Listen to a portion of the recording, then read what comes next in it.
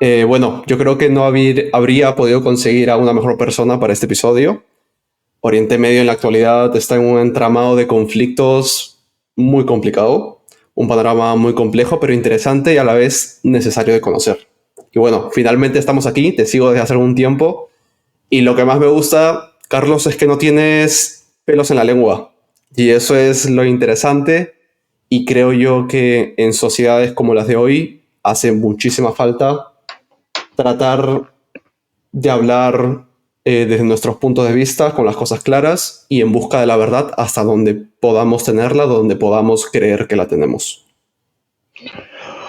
Pues así es. Yo tengo todos tenemos, y yo también, mis filias, nuestras fobias, pero cuando entramos a hacer un análisis, lo hacemos aparcando este tipo de cosas. Y yo creo que lo de los pelos en la lengua, sí es verdad que hay que decir las cosas, incluso de Sí, países o de ideologías o de personas que no son simpáticas, si hay que condenar alguna cosa, hay que decirlo. Y de la misma manera hay cuestiones que son censuradas, que son espinosas, pues hay que hablar de ellas y hablarlas claramente, porque al final, si no hacemos esto, la gente no se va a enterar de qué es lo que está sucediendo en Oriente Medio. sí, exactamente. Y no solo sobre Oriente Medio, ya a nivel sociedad. Hay que tratar, pues, nosotros que tenemos la oportunidad de estar en los medios, de tener cierto alcance, pues, de dar a conocer lo que sabemos o lo que podamos transmitir, ¿no? Pero bueno, Sí, Carlos, tú eres escritor, analista político, geopolítico, incluso diría yo. Y tengo entendido que estás especializado en Siria. Y luego a eso quiero llegar porque eres representante de una asociación bastante interesante. Pero creo que al final la mejor persona para definirse eres tú mismo. Así que si tuvieras que definirte, ¿qué dirías? bueno, una persona que se ha visto empujada porque, aunque tenía mis creencias bueno, pues desde la juventud, al estudiar filología árabe, mis creencias por Medio Oriente, es verdad que me vi sorprendido a mí mismo eh, estudiando la cuestión de Siria, yendo allí a Siria en los años en guerra, enamorándome también de aquel país, conociendo ya no solamente Siria, sino todos los países que la circundaban. Eh, y bueno, al final la gente dice, lo de experto no me gusta, pero sí es verdad que intento comprender de la manera más exacta lo que es todo Medio Oriente, cómo se puede explicar desde nuestros parámetros mentales, porque son muy diferentes los parámetros occidentales a los orientales, y sí, intentar hacérselo explicar. Esto choca con narrativas oficiales, con intereses de toda índole, de gentes o pues muy concretos. Y bueno, cuando se inicia este camino, pues sabes también que no hay vuelta atrás y que te tienes que entregar a decir la verdad. Y en eso es lo que intento estar. Bueno, claro. Y sí, el tema de la mentalidad occidental y oriental es muy distinta. Ya luego hablaremos sobre eso. Pero ¿cómo fue en un inicio que te dio este instinto, estas ganas de querer ir a conocer una cultura que parece tan lejana? ¿Cómo fue que empezó todo? Pues sí, sí es verdad que desde joven pues tienes esa querencia, igual que otra gente pues lo puede tener por las ingenierías. A mí me apasionaba, viniendo de haber estudiado lo que aquí llamamos letras puras, todas las cuestiones de humanidades, tenía una especial simpatía, querencia por estudiar esa parte del mundo que conocemos como Oriente Próximo. En aquellos tiempos, pues haciéndolo a través de libros, a través de cursos de la universidad, de este tipo de cosas, pero lo que me preguntas y lo que me pregunta mucha gente acerca de Siria fue cuando comienza aquel horror que fueron las primaveras árabes en el 2011, pues al poco tiempo nos llegaban noticias de lo que estaba sucediendo en Siria. A mí no me encajaba lo que estaba sucediendo. Por ejemplo, aquí en las noticias constantemente se hablaba de rebeldes moderados y les veías en las imágenes que portaban armas automáticas y que tenían banderas islamistas, y me ofrecí a ir allí a través de la embajada de Siria en España, y me lancé a ver aquello un poco de manera inconsciente, sin saber los riesgos que sucedían que había allí al ir de esa manera, pero de verdad que fue un enamoramiento de aquella parte del mundo, intentar hablar con la gente, escucharles, y cuando me di cuenta ya llevaba varios viajes y me había involucrado en la vida de allí, intentar ver intentar conocer cómo ven la vida, cómo esas categorías mentales son diferentes y que, por otra parte, también ver que no son tan diferentes. Supongo que hay culturas, la japonesa o culturas del centro de África, que sí son enteramente diferentes, pero que Oriente Próximo, al fin y al cabo, por ejemplo, es la cuna del cristianismo, es la cuna de una de las cunas de la civilización humana, que compartimos muchos momentos históricos comunes, y en el caso de España, más que otros países europeos, pues tenemos simpatías porque hemos compartido historia y categorías culturales muy comunes. Así que, a grandes rasgos, pues eso fue lo que me movió a ir a Siria y a Oriente Próximo, intentar conocer qué es lo que sucede y en concreto en aquellos años de guerra de Siria que la información fue tremendamente errónea e intencionadamente errónea. Claro, ya desde ahí quizás ya podías ver cómo el establishment manipulaba ciertas cosas, no te cuadraban y ese fue uno de tus impulsos para conocer qué es lo que realmente pasaba. Como dices, de primaveras no tenían nada, ¿no? Las No, primaveras árabes no eran, no tenían nada de bonito como las primaveras. Entonces tu nada. primer contacto fue en Siria. A Siria fue el primer país que fuiste, te lanzaste.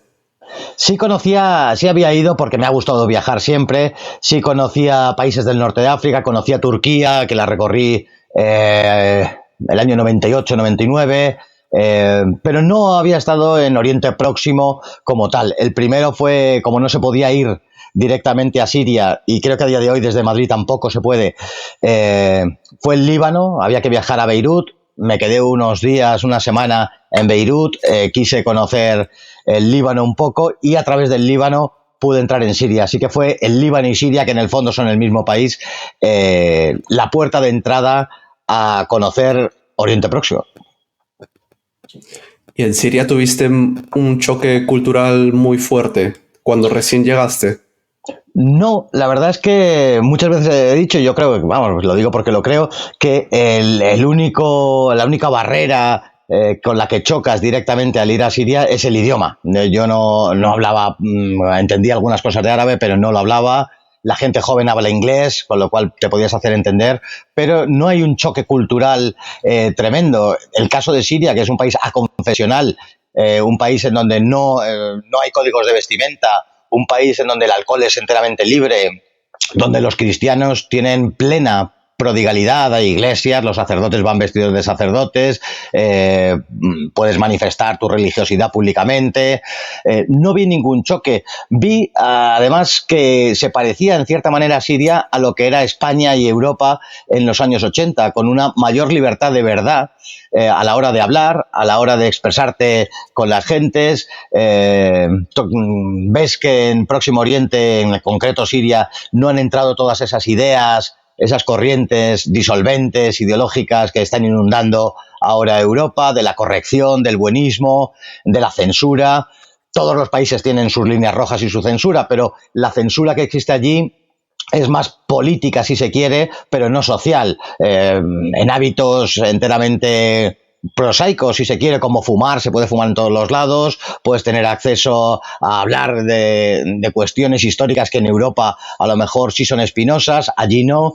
Entonces no sufrí un choque cultural tremendo. La gastronomía, estoy pensando, comemos los mismos alimentos, lo que pasa es que están presentados de otra manera, pero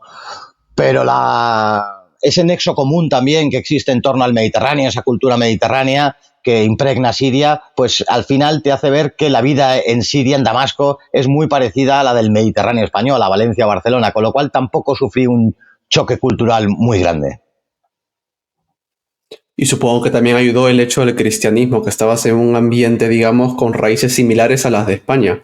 Y esto es algo muy interesante porque normalmente cuando le dices a un occidental o un español qué piensa de Siria, yo creo que lamentablemente todos tienen la idea de que están en turbantes con una AK-47. Una idea que suena gracioso, pero una idea equivocada. Pero ¿cómo es el factor del cristianismo, que de hecho tiene cierto poder? Si estoy equivocado, corrígeme por favor, pero creo que tiene cierto poder el cristianismo en Siria. ¿Cómo es toda esta dinámica? Pues efectivamente, de una manera muy triste, existe una idea, aquella idea de el orientalismo, que es una idea del romanticismo, de proyectar sobre aquellas tierras la imagen que previamente tenemos nosotros y queremos ver aquellas tierras como lo quisiéramos ver nosotros o como que entendemos que deberían ser, no como son.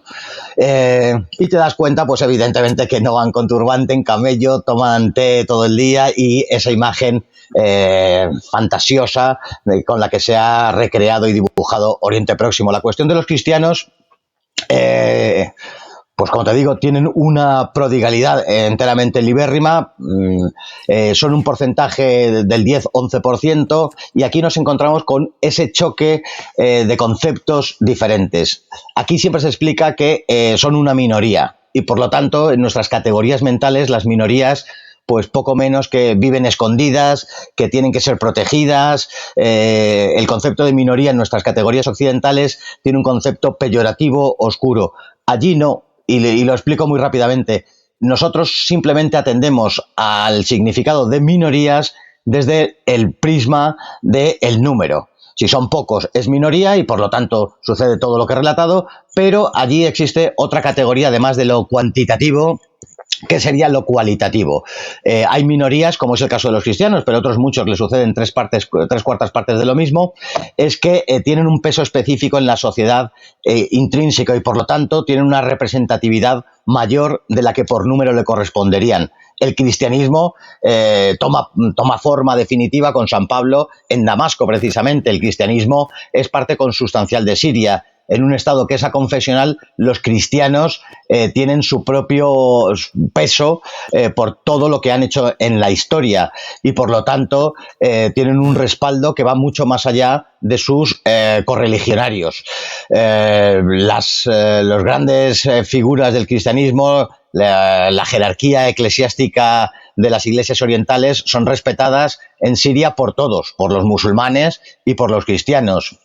De hecho, muchas veces en la guerra, en aquellos procesos de reconciliación en los que el Estado ofrecía retirarse a terroristas en camiones, incluso portando sus armas para ir a otros lados, los islamistas exigían de alguna manera, y así se aceptó y así se hizo, que obispos, que arzobispos de las iglesias orientales fueran con ellos, porque eso era una garantía de respetabilidad y de seguridad.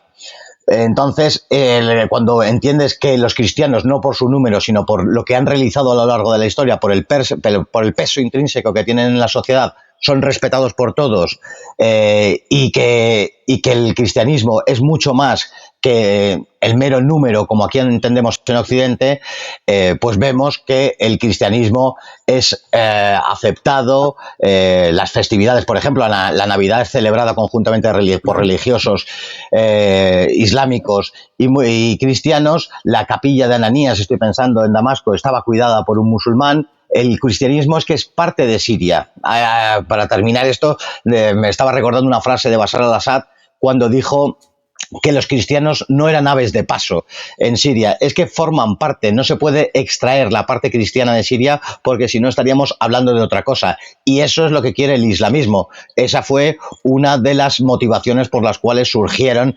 esas primaveras, que no fueron tal cosa, en Siria, para implantar la Sharia como única fuente de derecho, y en Siria esto es inconcebible. La Sharia es fuente del derecho, parte de la fuente del derecho, pero no la única, porque los conceptos cristianos están imbricados en la sociedad siria de una manera de la que no se puede desgajar.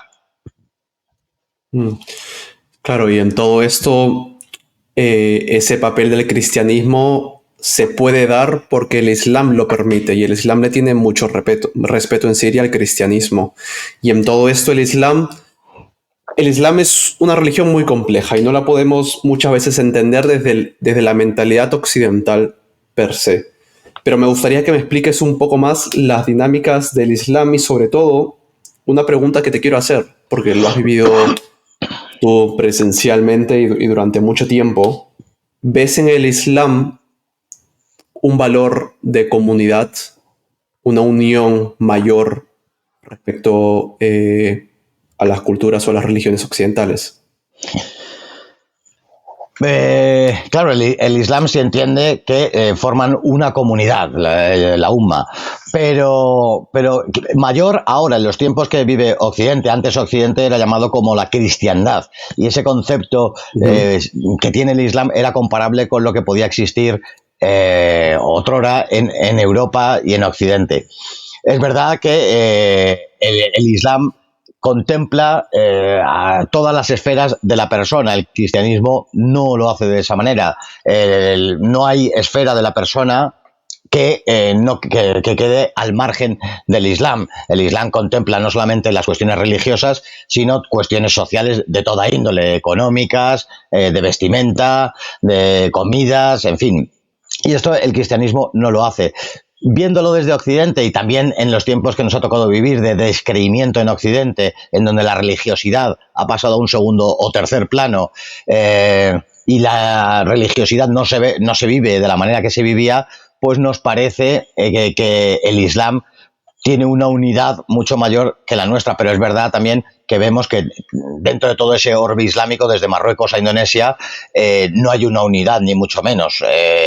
No hay una unidad política, no hay una unidad ni siquiera en gran parte religiosa, y esa unidad, esa visión romántica que hablábamos del orientalismo, también nos dice eso, que es una unidad y es una foto fija desde el Atlántico hasta el Pacífico. Y no es verdad. En el fondo habría que ir desglosando por zonas, por culturas, por países muchas veces, que esa religiosidad islámica se contempla de maneras muy diferentes.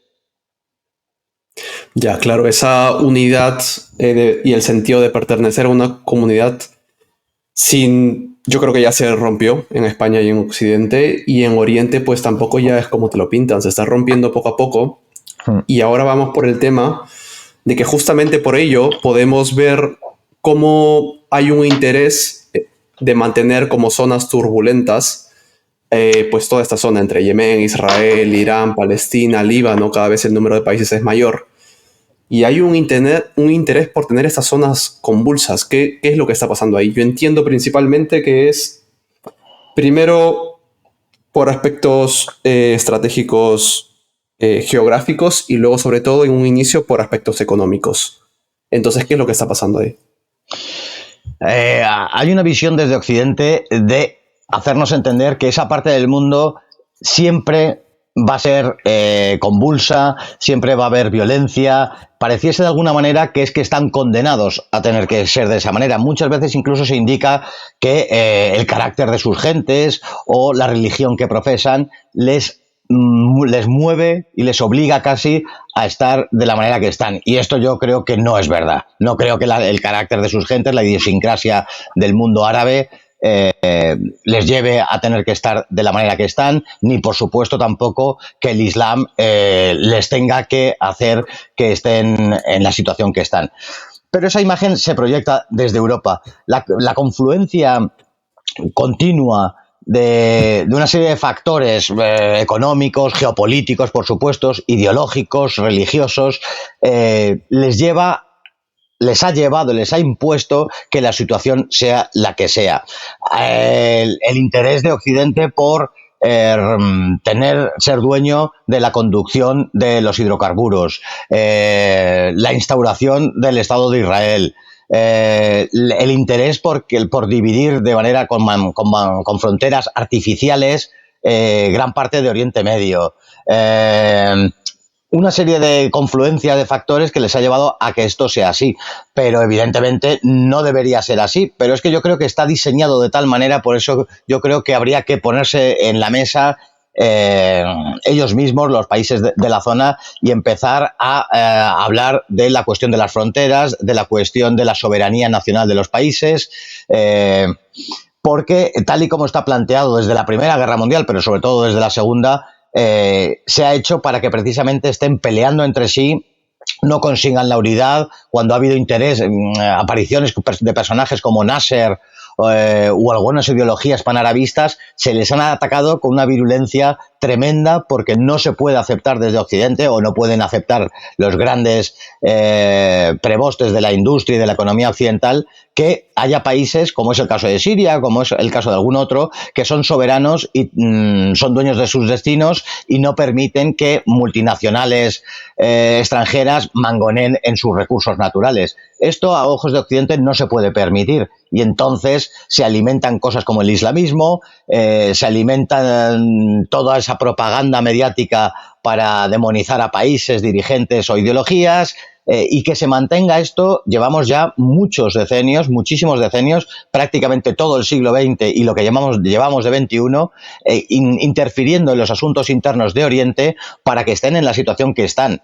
No es una cosa inevitable, ni mucho menos, sino que es una cosa buscada e interesada, tal y como lo contemplo yo.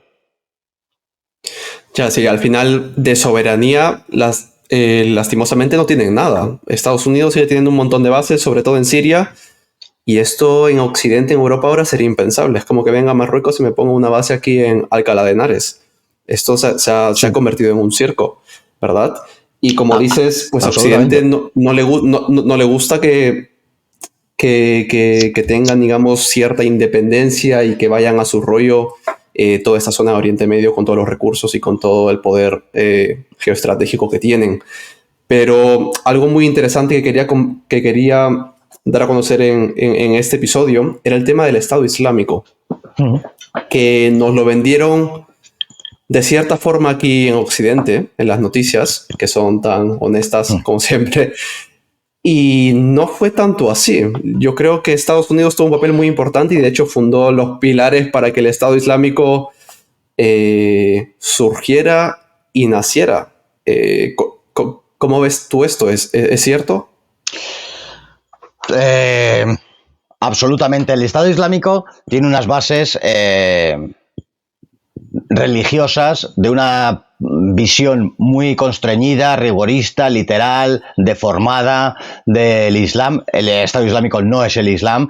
El Estado Islámico es el producto de una escuela y de una escuela religiosa y de unos intereses muy concretos, como es Arabia Saudí, es del wahabismo. Sin esa visión constreñida del Islam hubiera sido imposible la creación de este tipo de grupos que aquí llamamos yihadistas.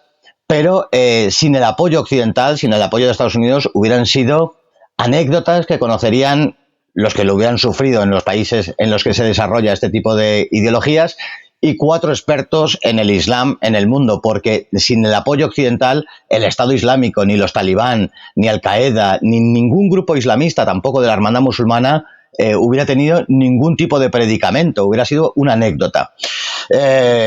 Esto que digo lo ha reconocido Hillary Clinton. Hubo un momento en el que Hillary Clinton mandó unos correos electrónicos y fueron... El famoso email, ¿no? Y sí. lo reconoció Trump, y lo reconoció el comandante en jefe de la OTAN, Wesley Clark. O sea, que no son cosas de Carlos Paz, sino que está sabidísimo, y en Oriente Próximo lo sabe todo el mundo, hasta el panadero de la esquina. Pero aquí decir esto parece que, en fin, que tienes algún interés por contar una historia que no es. Esto es así, pero es que yo he visto en alguna ocasión cómo en los años de eclosión del Estado Islámico, la coalición que hizo Estados Unidos, cómo bombardeaba posiciones del ejército árabe sirio, y en una sincronía y una coordinación perfecta el Estado Islámico avanzaba.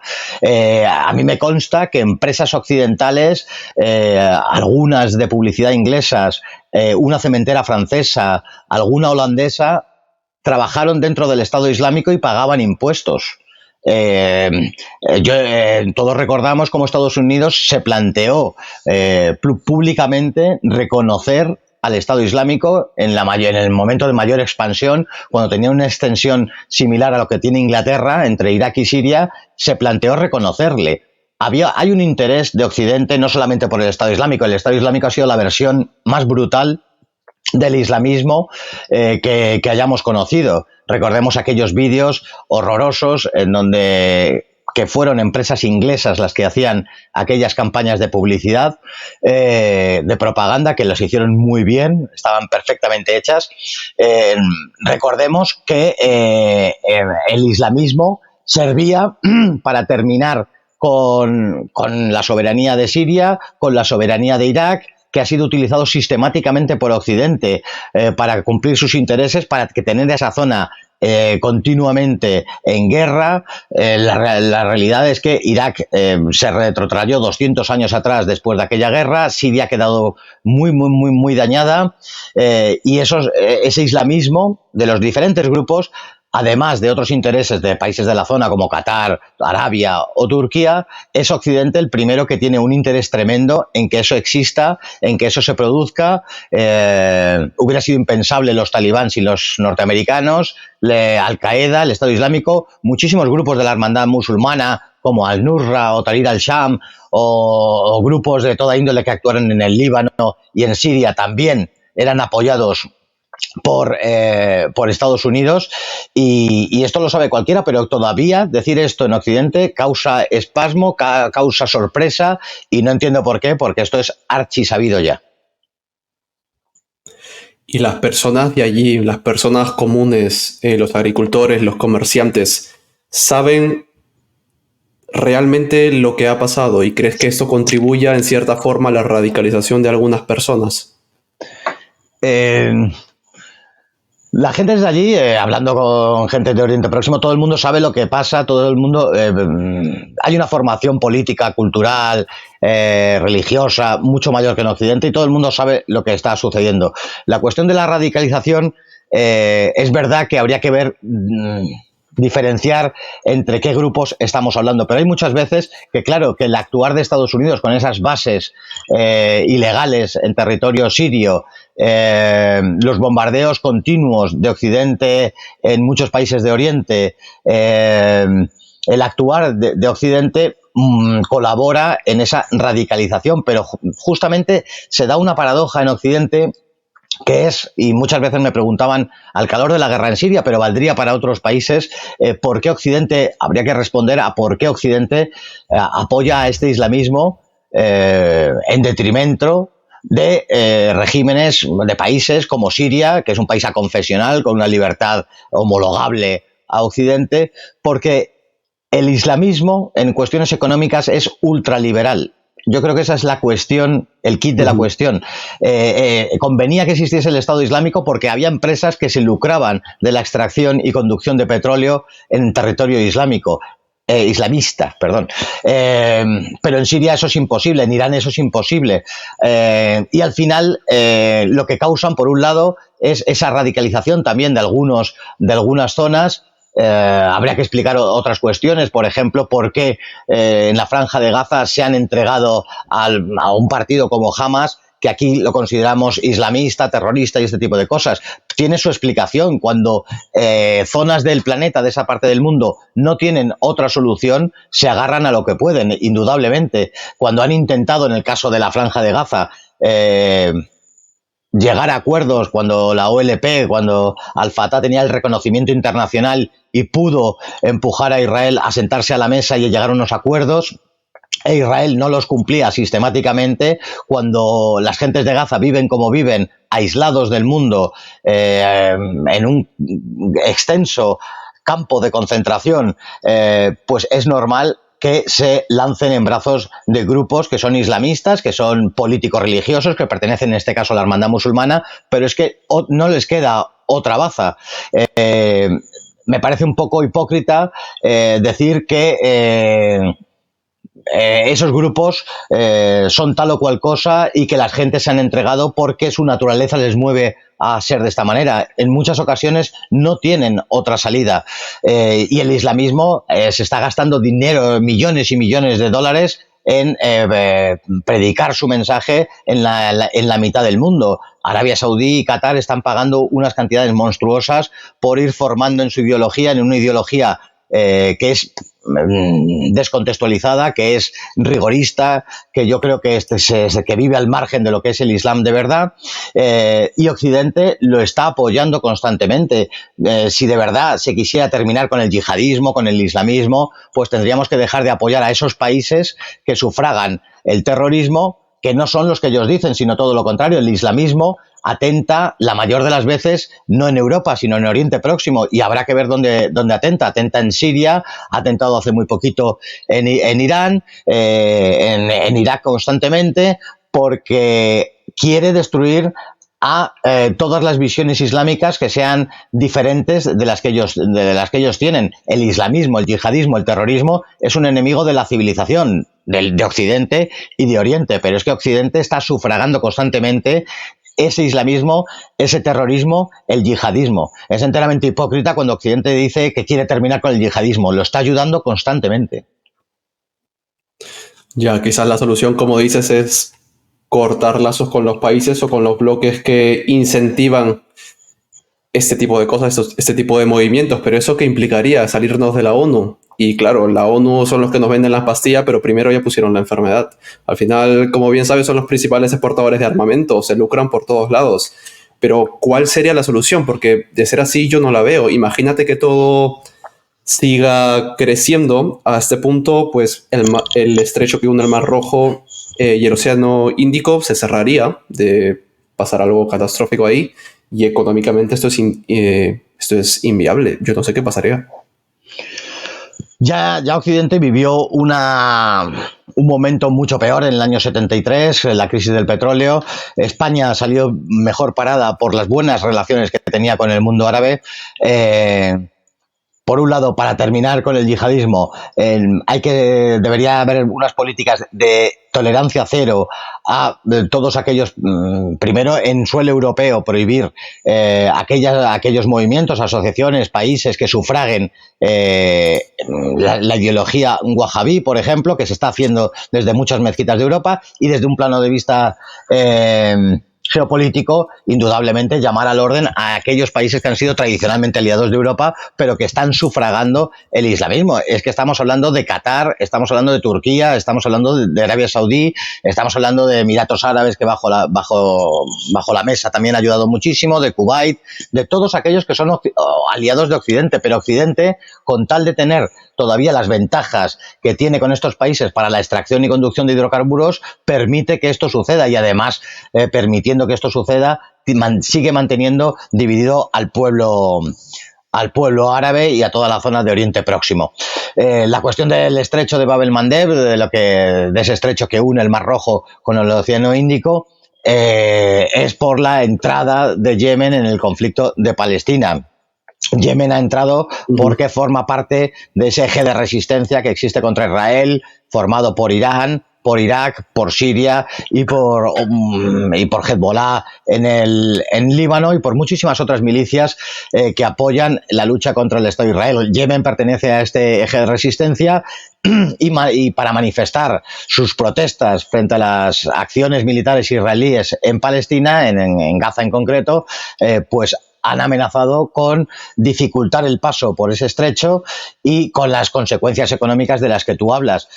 Occidente esto le parece, claro, intolerable. Esto no le molesta a Estados Unidos, porque no es la ruta de la conducción de hidrocarburos para Estados Unidos, sino que es para Europa, y esto, lo que quiere Yemen no es tanto perjudicar la economía europea, sino hacer un gesto más para obligar a la comunidad internacional, que no existe tal cosa, pero para entendernos sí, a esa ONU que ya no representa a casi nadie, a que se sienten en la mesa, de entrada paren las políticas militares, las acciones militares de Israel, y se tengan que sentar a la mesa para hablar de lo que sucede en Palestina, de lo que sucede en Gaza, porque durante muchísimos decenios Israel ha hecho y deshecho en esa zona del mundo, tiene algunas disposiciones de Naciones Unidas en su contra, no ha hecho nada, ha hecho caso omiso a esas disposiciones. Estoy hablando de más de 17 disposiciones al respecto, y otros muchos países, por la cuarta parte de eso o por la milésima parte de eso,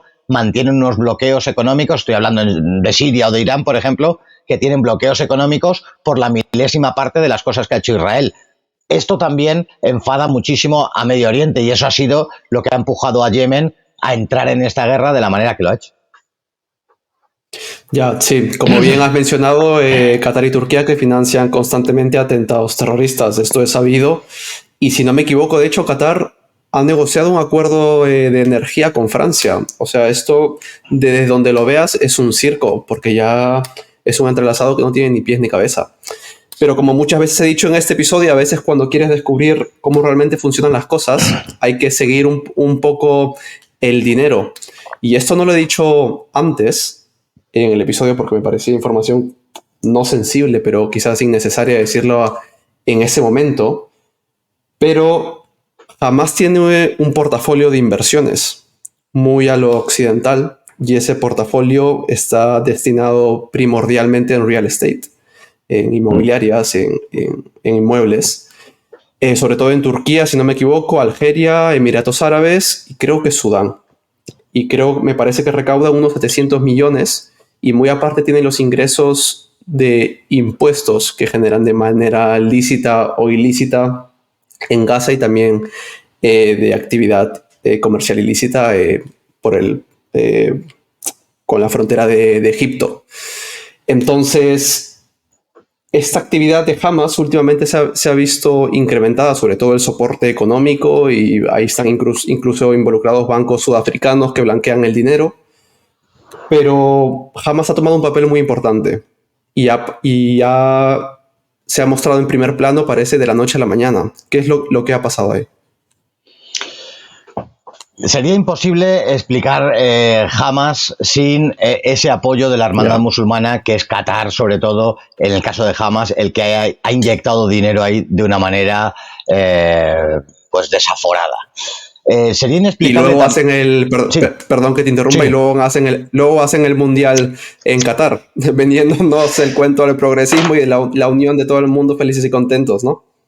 Claro, no, Qatar hay países que tienen carta blanca para hacer lo que quieran. Uno es Qatar, ese mundial del que hablas, está entrando en las economías occidentales de una manera muy fuerte. En España, por ejemplo, ha invertido en medios de comunicación, me consta, en supermercados muy importantes, equipos de fútbol mantienen publicidad de Qatar. Qatar se está ofreciendo al mundo, se está haciendo ver como un país amigo, como un país al que se puede ir perfectamente y desde un punto de vista turístico, amable, y no es nada de eso. No es nada de eso, pero además es que sufraga ese islamismo que no solamente Hamas, sino hubo un momento en la guerra de Siria en el que Arabia Saudí condenó públicamente a Qatar por alimentar el terrorismo. Llegó a ser expulsado de la Liga Árabe momentáneamente. Y era verdad. Lo que sucedía es que era hipócrita la acusación, puesto que Arabia Saudí pagaba la otra mitad del terrorismo. Eso es lo que la comunidad internacional no dijo, evidentemente. Pero se sabe perfectamente a quién paga. El caso de Hamas ha sido inyectado de una manera brutal de dinero por parte de Qatar. Pero es que Hamas tampoco podría existir sin la aquiescencia o el beneplácito de Israel. Y esto hay que hablar de eso también. A Israel le convenía un crecimiento de Hamas por muchos motivos. Primeramente, yo sí creo que se puso muy nervioso en el momento de aquellas conferencias de Oslo y de Madrid, en donde se les obligó a llegar a algún tipo de acuerdos. Ellos lo incumplían y para minimizar que ya casi ni existe ni tiene ningún tipo de refrendo aquella organización para la liberación de Palestina, que sí tenía un reconocimiento internacional, les convino que surgiera no surgiera porque viene desde el año 82, pero que tomara mucha más importancia Hamas y pudiera eclipsar a esa organización para la liberación de Palestina. Israel pagó una universidad, la primera universidad que tuvo Hamas fue con dinero israelí. Ha habido unas excelentes relaciones entre Hamas e Israel y esto hay que decirlo, porque otra cuestión que le venía bien a Israel y que como lo está planteando en la crisis de Gaza es que es un problema entre Israel y Hamas. No es un problema entre Israel y Hamas. Hamas es un actor que ha entrado en escena, se funda en el año 82, pero ha entrado en escena internacional pues desde el 7 de octubre, poco menos, un poco antes quizá. El problema de Israel es con Palestina, el problema de Israel es con todos los vecinos del entorno. El problema es Israel. El problema desde la Constitución de Israel en el año 48 es para todos los vecinos de la zona. Israel tiene una zona muy pequeña del Líbano todavía anexionada, en donde Naciones Unidas le ha combinado a devolverla, que son las granjas Sheba. Israel tiene un territorio sirio ilegalmente, según Naciones Unidas, ilegalmente ocupado, como son los Altos del Golán, que le han combinado varias veces a devolverlo y no lo devuelven. Y ha tenido problemas con todos los países. Cuando digo con todos, es con el Líbano, con Siria, con Jordania y con Egipto. Todos los países que circundan Israel han tenido problemas con ellos. Esta es la realidad. Entonces, también le sirve a Israel que la eclosión de Hamas eclipse otros muchos problemas que tiene Israel con sus vecinos. No se puede explicar Hamas sin Israel, no se puede explicar Hamas sin Qatar, no se puede explicar Hamas sin la situación que vive Gaza de ser esa zona del mundo en donde la densidad de población, después de la de Hong Kong, es la más alta del planeta. 2 millones de personas en una franja exigua, con todos los controles terrestres y marítimos controlados por una potencia extranjera como es Israel, una zona del mundo, esa franja de Gaza, en donde no puede entrar, y ahí veríamos otra vez la relación de Israel con el islamismo, en donde no puede entrar nada, y cuando digo nada es ni agua, ni luz, ni gas en la zona franja de Gaza sin la autorización israelí. Y, por ejemplo, que me expliquen cómo ese dinero catarí entraba en Gaza, ayudaba a Hamas e Israel no lo sabía. Claro que lo sabía. Es que le convenía que Hamas fuera teniendo cada vez mayor público, mayor importancia y llegase a ser lo que es hoy. Sí, a Israel le conviene muchas cosas y le convenía quizás incluso, seguro me van a cancelar por esto, pero que jamás hiciera lo que hizo el 7 de octubre, que no estoy blanqueando el terrorismo, por favor. Ahora va a venir algún progre a decirme que estoy blanqueando el terrorismo, pero es un acto terrorista, sí, lo voy a condenar siempre, pero hay intereses detrás de Israel. Y no estoy nuevamente hablando ni siquiera del judaísmo, estoy hablando de Israel como esfera política, ¿sí? Sí. Pero bueno, vamos a ver qué pasa aquí. Es una situación lamentable tanto para los palestinos como para la propia gente, los judíos, los propios israelíes, que mucha gente, la gente que termina involucrada no tiene nada que ver. Como en cualquier guerra que no siempre es blanca o negro, hay muchos grises de por medio. Pero como decías, creo que Israel se está ganando más enemigos de los que puede soportar. Está rodeado de, entre comillas, enemigos y todos sus aliados están en Occidente. Entonces vamos a ver cómo se sale de esta, porque el panorama no le pinta muy bien.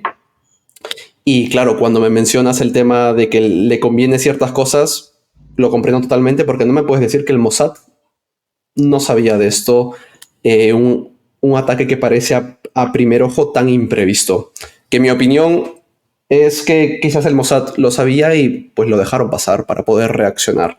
El problema es que creo que Israel es un país muy pequeño y la demografía tampoco creo yo que va de su lado. No sé hasta qué punto le conviene atacar con todo, desplegar a mucha gente, porque el pueblo judío no es tan grande como aparenta si lo comparas con la población musulmana, que es gigantesca y que justo de eso quería hablar. La población musulmana no deja de crecer. Es algo que, por ejemplo, si no me equivoco, en Francia me parece que ya ha superado la población autóctona de Francia, si no me equivoco, o la población católica, ¿vale?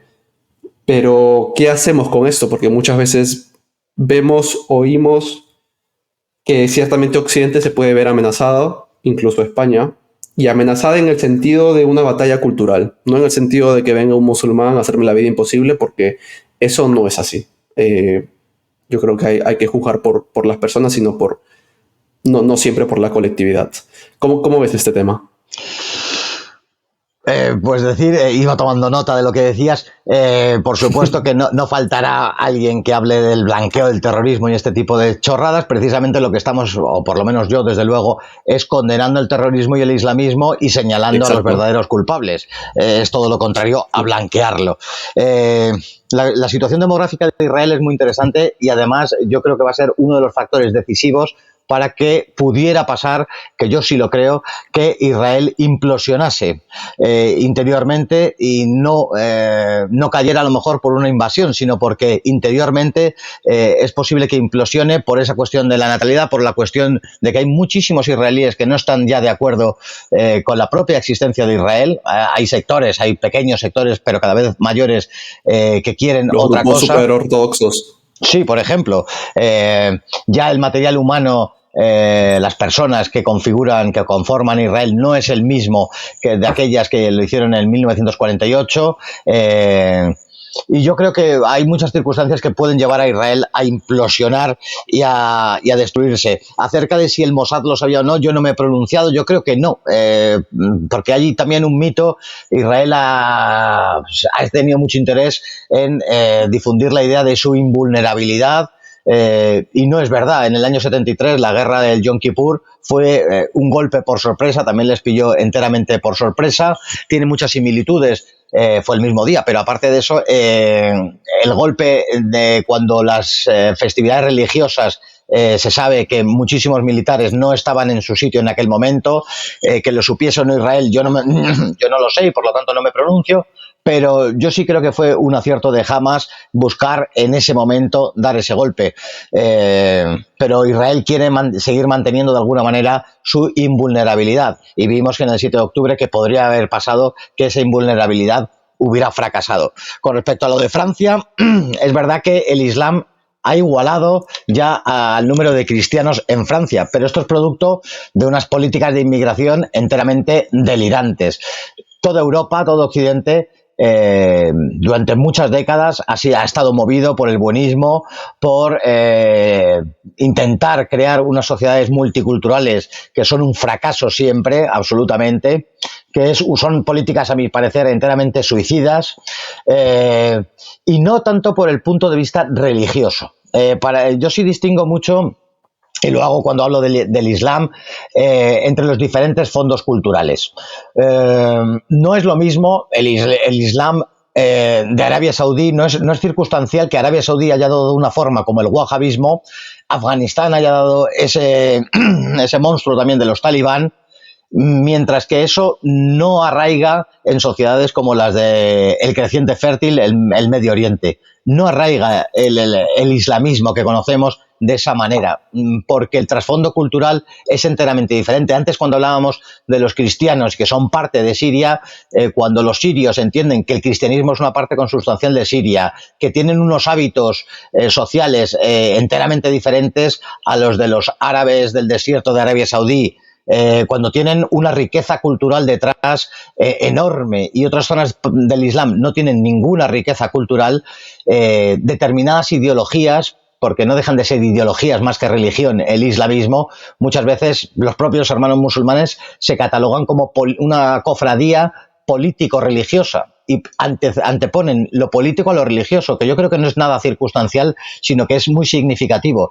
Todas esas ideologías políticas inundadas e impregnadas de religiosidad no arraigan en según qué sitios y no arraigan por el fondo cultural que tiene esa zona. Por ejemplo, fíjate, en el Líbano las mujeres chiíes, muchas jóvenes chiíes van con minifalda y esto sería impensable en otros ámbitos chiíes, porque el trasfondo cultural del Líbano ve como normal esa cultura y esos usos y costumbres mediterráneos, entre otros, pues son la cercanía, las vestimentas más disipadas socialmente, y eso en otras zonas del mundo no encaja.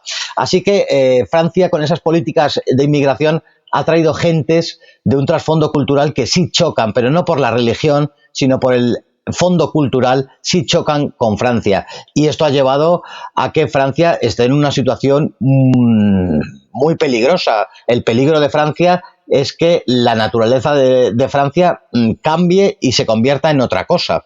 No es tanto por el Islam, vuelvo a decir, sino es por la gente de esos fondos culturales que ha ido mayoritariamente argelinos, gentes subsaharianas, gentes que han hecho, porque lo he visto también con mis ojos, que grandes partes de ciudades francesas, Marsella es el epítome, pero pasa en Estrasburgo, pasa en París, pasa en Nancy, que sean invivibles. Hay barrios en donde de ciudades europeas que se han implantado las áreas. Esto es inaceptable. Esto no tiene ningún sentido. Esto es a mis ojos, es una auténtica atrocidad que haya zonas de ciudades europeas en donde los europeos y los autóctonos no puedan hacer según qué cosas, porque haya venido gente de fuera y haya impuesto unos criterios que son enteramente extraños a Europa. Pero es verdad que yo creo que hay zonas de Francia que ya son insalvables, pero hay muchos países de Europa que ya están viendo que esto es así y están queriendo poner freno a todo ese alud inmigratorio que conlleva una serie de problemáticas y que ha sido movido por el buenismo que arraiga desde mayo del 68, que han eclosionado en los años 90 y 2000, y yo creo que, fíjate, Alemania está hablando ya de deportaciones masivas, por ejemplo. Suecia ha tomado el toro por los cuernos y también está empezando a tomar medidas anti-inmigración. La Europa del Este se cerró, la Europa central y del Este se cerró en bloque ante estas medidas inmigratorias y no tienen los problemas que tiene Francia, el norte de Italia, Alemania, Inglaterra, Bélgica.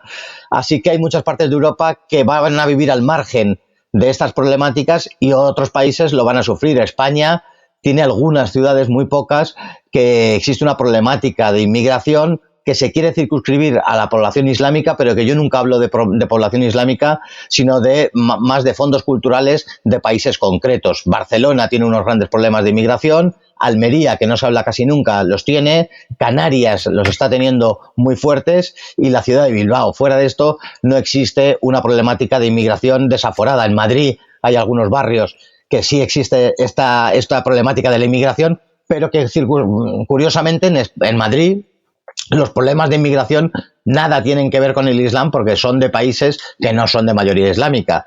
Pero sí hay una intencionalidad de mezclar ahí la inmigración con el Islam, crear una visión por la cual el enemigo sea el Islam, y yo creo que analizándolo así nos equivocamos mucho. Sí. Respecto a Francia, como decías, yo creo que cada vez está más cerca de ser prácticamente un estado fallido, y lo que está pasando ahora, no sé si has visto el tema de las protestas sobre agricultura, que es una completa locura y que no lo veo en ningún medio español, no lo veo en Twitter, no lo veo en ningún lado, y de hecho sobre eso quiero tener algún invitado que me parece un tema interesantísimo. Pero bueno, eso era sobre lo que estaba pasando en Francia, que yo también estaba tomando los apuntes aquí, y el tema, como dices, son las políticas de inmigración, que nos han llenado de políticas inmigratorias a consecuencia de una agenda de la élite europea, de la élite globalista, que quiere imponer, más que imponer, creo que a través de la división de la sociedad, quiere formar entes consumistas, sí, que ya no tienen ni identidad religiosa, ni identidad cultural, ni identidad social, no pertenecen a nada, son simplemente entes que van por la vida consumiendo. Entonces es eso, sí, tratar de solucionar el tema de la inmigración, que cada vez en España está peor, y como has mencionado, Barcelona, que lo que está pasando en Barcelona, bueno, ya ni lo voy a comentar, por los que estarán en España sabrán a qué me refiero. Pero ¿cuál es la solución con el tema de la inmigración? Por un lado, frenar... A ver, perdona que te interrumpa, y cuando digo el problema de la inmigración me refiero... no me refiero a las personas que vengan aquí a trabajar con un trabajo, a hacer las cosas bien. No me refiero a esas personas, porque yo soy una de ellas. Yo soy peruano, vivo en Madrid y sí, pues a mí el país siempre me ha tratado de maravilla y me encanta España. Me refiero pues a las personas que vienen a hacer otro tipo de cosas. Perdón que te he interrumpido. La inmigración sí entiendo yo que es un problema. Ahora bien, la inmigración desde luego tal y como se ha planteado. Y a los resultados me remito. Ha sido un fracaso, ha conllevado una serie de problemáticas tremendas de toda índole, y luego no hace falta explicar que, claro, hay gente, no todos los que, no la inmigración en sí, y todos y cada una de las personas que han venido causan problemas, evidentemente. Cuando antes hablaba del fondo cultural, por ejemplo, tú me dices que eres de Perú pues el Fondo Cultural, no vamos a explicar el Fondo Cultural de Perú y España, que hay unas conexiones desde el momento en el que estamos hablando en el mismo idioma y pensamos en el mismo idioma, Sí. pues ya se establecen unas bases culturales comunes. ¿Qué hacer? Es difícil, pero vamos, lo primero de todo es querer entender que esto es un problema y que hay que ponerle solución. Las primeras víctimas de la inmigración masiva y tal y como está concebida son los inmigrantes que vinieron. En España empieza el fenómeno de la inmigración en los años 90, muy tarde con respecto a otros países de Europa, y esas gentes que vinieron a trabajar son los primeros afectados por esa inmigración masiva, entre otras cosas porque a ti te pueden meter en el saco de la inmigración. Tú has nacido aquí seguramente, supongo. No, no, no, no. Llevo un par de años aquí. Un par de años. Hubo muchísimos hispanoamericanos que vinieron en los 90 y muchos hijos están aquí y vinieron a trabajar a aquellas personas. Esos son los primeros afectados y los primeros que tendrían que protestar por esa inmigración masiva, porque les van a confundir con estos nuevos que han venido a otras cosas. Desde luego hay que frenar, hay que tener soberanía y querer hacerlo. España no tiene soberanía en ninguna materia, ni económica, ni energética, ni militar, y tampoco en cuestiones de inmigración. La cuestión de tener soberanía en materia de inmigración fue la gota que colmó el vaso para que se precipitase el Brexit, que el Reino Unido saliera de la Unión Europea. Gran Bretaña al final lo único que pedía era tener la soberanía para decidir los cupos de inmigración y demás cosas. Y Europa se negó en redondo. A partir de ahí se precipitó el proceso del Brexit y sabemos lo que pasó. Habría que decidir si queremos inmigración o no. Habría que decidir cuánta inmigración necesita y desea España. Se tendría que decidir de qué parte del mundo, porque no son todas las partes del mundo iguales, y yo entiendo que esto suena muy mal, pero es que no es lo mismo Sí, claro. la inmigración de Hispanoamérica que la inmigración de Afganistán, no es lo mismo, y habría que decidir por cuánto tiempo.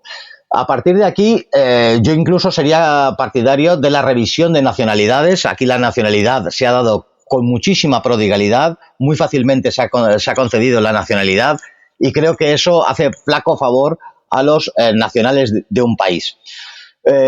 Teniendo todo esto en cuenta y, por supuesto, comenzar, como el canciller alemán está hablando, o sea, no es nada del otro lunes, a proceder a deportaciones masivas de todas aquellas gentes que llevando un tiempo aquí en este país no puedan demostrar que están aportando algo al país, que estén trabajando, que por supuesto que hayan delinquido, gente, todo ese horror, desde las bandas con nombres anglosajones que hay en Madrid, pasando por todas esas gentes en Barcelona que vienen directamente, muchísima inmigración viene directamente a vivir de la subvención, vienen a vivir sin poder hacer nada. Todo eso se tendría que proceder a deportaciones y no debería causar ninguna extrañeza que se hable de estas cosas. Así que que podamos decidir cada país, los españoles, los franceses, los ingleses, todos, que puedan decidir qué es lo que quieren importar, porque la inmigración ha sido un proceso impuesto para destruir ese tejido social, para que haya esa división social de la que hablabas y para depauperar las condiciones laborales de los trabajadores. Cuanta más inmigración haya, las condiciones de los trabajadores van a ir siendo cada vez menores. Ese es el secreto de la inmigración. Cuando hay mucha gente que habla de los taxis marítimos, de todas esas organizaciones supuestamente benéficas que acercan inmigrantes desde el norte de África a España, muchas veces me consta que han sido pagados esos viajes en barco por grandes entidades financieras. La gran patronal y la banca ha sufragado campañas estúpidas de antirracismo y de proinmigración porque son los grandes beneficiarios de una inmigración masiva. La inmigración masiva, además, te he dicho, molesta y es perjudicial para los autóctonos del país, es perjudicial para los inmigrantes que vinieron anteriormente y están trabajando, y es desastrosa y letal para los países de origen. Cuando veo esos cayucos que vienen a España desde Senegal a Canarias, lo que veo son gente joven, son hombres jóvenes en edad de trabajar, y lo primero que pienso es ¿para qué vienen? Porque están depauperando, cada vez están empobreciendo más el futuro de Senegal, si es que vienen de Senegal. Esta es una realidad. Lo que pasa es que no interesa que Senegal tenga una economía que pueda mantener a su población. Interesa seguir explotando a Senegal y traer a gente joven para explotarlos también aquí. Este es el secreto de la inmigración. Luego se ponen etiquetas de racismo, de estupideces de este tipo, pero la verdad es que este es el interés de los que promueven la inmigración, destruir la riqueza de los países de origen y de los países de llegada. Acabar con las sociedades de Senegal y de España. La inmigración no conviene ni a los que vienen, así de claro, porque van a venir. Ahora nos estamos encontrando, en estos meses ha habido un aluvión en Canarias de gentes subsaharianas, ¿y de qué van a vivir esas personas? Se les está abocando a la pobreza aquí. No tiene ningún sentido la inmigración. Sí. Sí, perdón. Como decías, no todos los tipos de inmigración son iguales. No es lo mismo que venga a Madrid alguien de Chile, Argentina, de la capital, a alguien que venga de un pueblo de Afganistán, con creencias, costumbres, valores diferentes, porque va a tener que pasar por un proceso de adaptación. Yo, por ejemplo, a ti, que hasta el día de hoy no te conocía en video, no tuvimos que pasar por ningún proceso de adaptación. Los valores son los mismos, la religión, el habla, la forma de percibir el mundo, la mentalidad occidental. Entonces, no todos los tipos de inmigración son iguales y eso hay que entenderlo. No es ser racista, eso hay que entenderlo porque luego, claro, afecta a las personas que vienen honestamente a trabajar, que vienen a contribuir al país, que lo contribuyen económicamente. Y es como una casa. Al final, tú si no quieres que alguien entre a tu casa, pues no la dejas entrar, así de simple, por más feo que suene. Claro. Y si entra a tu casa, pues tiene que entrar con tus valores y con lo que tú digas, porque es tu casa, así de simple, no hay más.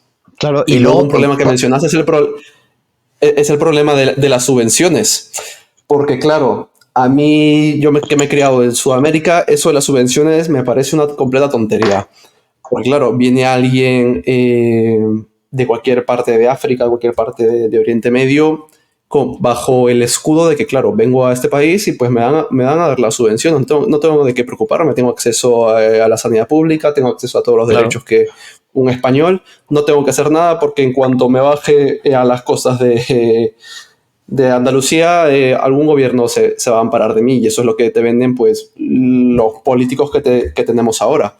Entonces este concepto de subvenciones, de que te paguen por no hacer nada, perdón, pero eso es, sí. Me parece una broma y algo que contrarresta al desarrollo de la sociedad.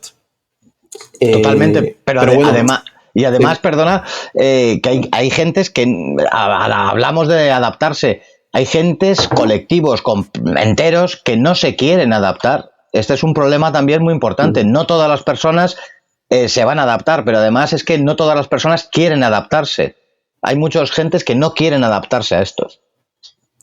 Y ese es el problema. Como te decía, si entras a mi casa, entras con mis reglas, con mis valores, respetando a lo que yo digo, porque es mi casa, ¿no? Y te estoy invitando. Pero bueno, dejando ese tema de lado, que ya vas a ver todo el hate que nos cae ahora en las redes. Bueno. Pero antes de irnos, quería conversar un poco contigo sobre tu labor, porque eres presidente de una organización, si bien recuerdo. Sí. ¿Cuál es tu labor ahí? ¿De qué se trata? Si me comentas un poco más para saber. Pues supongo que te refieres al Frente Europeo de Solidaridad con Siria. Surgió en Italia al poquísimo de empezar la guerra en marzo del 2011, surgió el 2012, creo recordar, y en España, sin yo tampoco querer comandar tal cosa, fui a ayudar, pero al final me empujaron a representar a esta asociación en España. Tenía y tiene, porque la problemática de Siria no ha terminado todavía. Militarmente hay una franja en el norte que tiene Turquía, tiene ese problema con las bases militares norteamericanas, pero vamos, militarmente en un 85-90% de su territorio ya no hay guerra. Pero se buscó primeramente un apoyo a Siria, dar a conocer lo que era Siria. Creíamos que era muy importante dar a conocer lo que estaba sucediendo. Esta asociación fue creciendo en otros países, hubo representación en Francia, en Grecia, en Alemania, por supuesto en España y en Italia. y cada uno de los que llevábamos esta asociación en cada país de Europa fuimos ayudando de la manera que pudieron. Los italianos tenían más medios y llegaron a mandar ambulancias y material médico en consideración, y por mi parte lo que me pareció más interesante y estaba en la medida de nuestras posibilidades era viajar allí, dar a conocer lo que sucedía, entrevistar a las personas más representativas de Siria. Recuerdo desde el Gran Muftí de Damasco a su santidad el patriarca de la Iglesia Siria Oriental, por ejemplo, ministro de Economía, el ministro de Reconciliación Nacional, dar a conocer lo que sucedía. Publicamos donde nos dejaban, porque también nos encontramos con una censura ferocísima en medios de derechas y de izquierdas. Nadie quería saber lo que en verdad sucedía en Siria.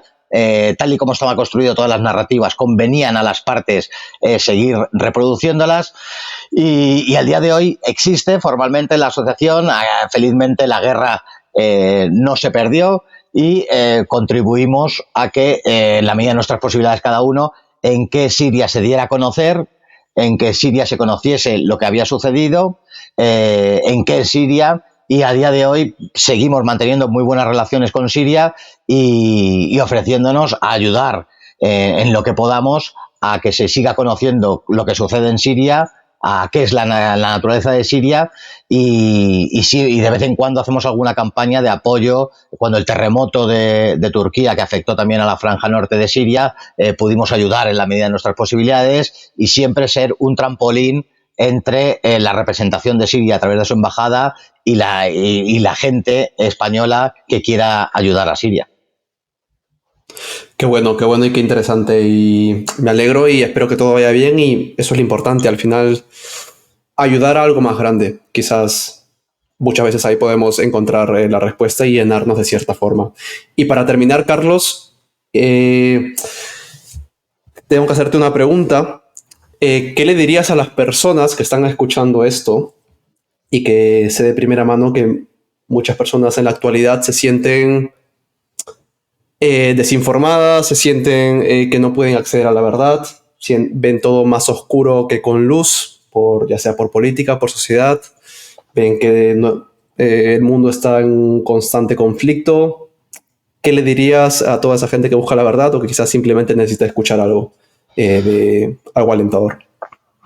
Bueno, yo creo que vivimos unos tiempos de crisis, de cambio, estamos muy perdidos, no sabemos para dónde va a evolucionar el mundo. Yo creo que está evolucionando a un occidente con unas ideas disolventes y otra parte del mundo que se va a configurar al margen de ese mundo occidental, y en donde va a haber países enteramente diversos. Fíjate, China, Rusia, Irán, Sudáfrica, no tienen nada que ver entre sí, pero no quieren formar parte de la imposición occidental, de esa manera de ver el mundo.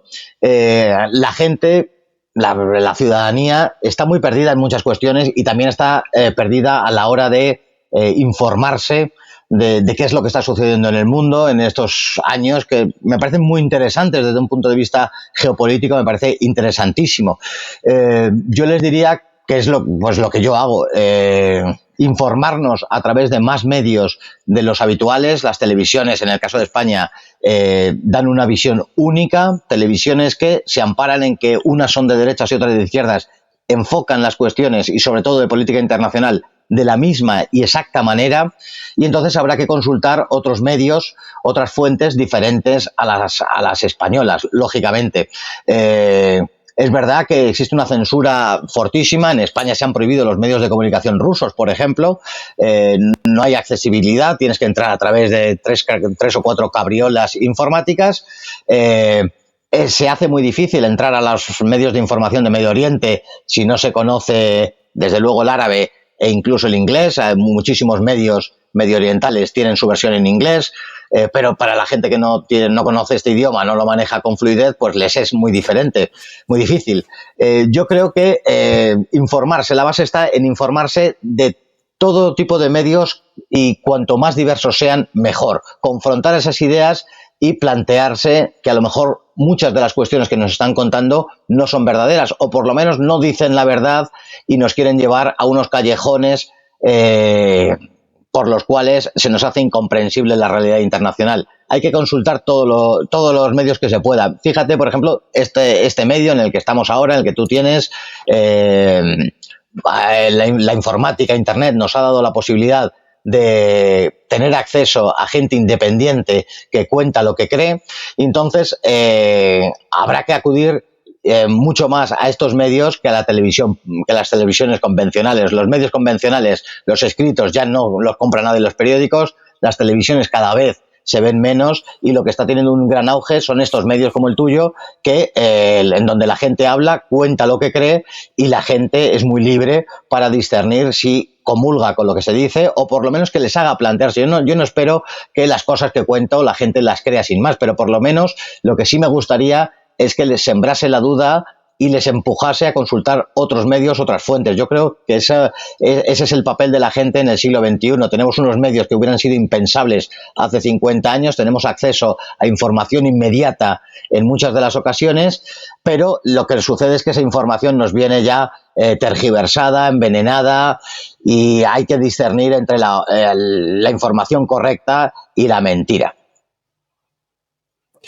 Bueno, muchísimas gracias, Carlos, por tu mensaje y sobre todo por siempre ser honesto con tus opiniones. Y espero que esto se vuelva a repetir. Pues ha sido un placer estar contigo, de verdad, y siempre que me llames y pueda, pues aquí estaré.